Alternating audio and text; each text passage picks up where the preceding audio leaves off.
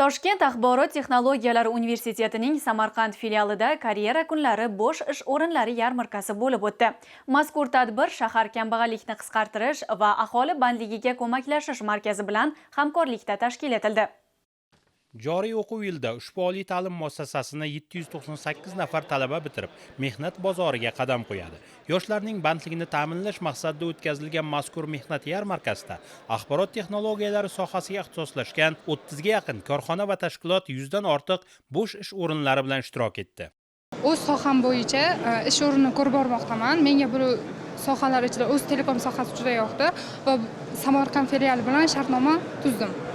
TATU Samarqand filialining 2 ta fakultet va 9 ta yo'nalishda 3900 nafardan ortiq talaba tahsil olmoqda. Oliy ta'lim muassasasida dual ta'lim tizimi yo'lga qo'yilgan bo'lib, bu talabalarga o'qishni bevosita ishlab chiqarish jarayonlari bilan birga olib borish imkonini bermoqda. Jami 700 dan ziyod bitiruvchilarimiz ishtirok etishmoqda.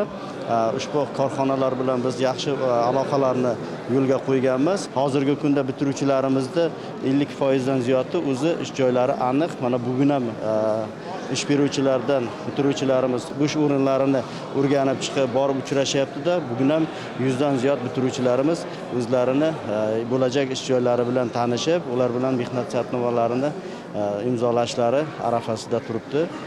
Bitiruvchilarimizga qator imkoniyatlar yaratilgan. Ayniqsa mana shu IT yo'nalishi bo'yicha, sun'iy intellekt yo'nalishi bo'yicha qilingan ishlar, tayyorlangan kadrlarimizga kundan kunga mutaxassislarga bo'lgan buyurtmalar, ehtiyojlar kundan kun oshib bormoqda.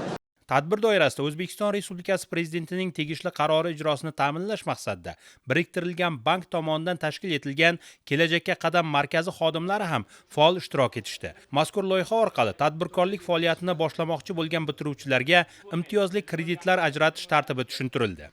Kelajakka qadam dasturi doirasida ajratilayotgan imtiyozli kreditlarni targ'ib qilishga, ya'ni hozirgi kunda bitiruvchi kurs talabalar yoshlarini ish bilan ta'minlash, mehnat bozoriga integratsiya qilish va shu bilan bir qatorda tadbirkorlikka qiziqishi bo'lgan barcha talabalarni tadbirkorlik salohiyatini o'rganib, moliyaviy savodxonlik darajasini oshirishga, kerakli ko'nikmalar shakllantirishga yordam berib kelmoqdamiz. Bugungi kungacha 1 milliard 440 million so'm imtiyozli kreditlar ajratilgan. Toshkent axborot texnologiyalari Samarqand filiali bitiruvchi kurs talabalariga bugun ham 10 ga yaqin kredit shartnomalari imzolashga muvaffaq bo'ldik. Bu prezidentimizning yoshlarga berayotgan imkoniyatlari, hozirgi kundagi e'tiborlari bu davlat siyosati darajasiga chiqqanligidan yana bir namunasi hisoblanadi.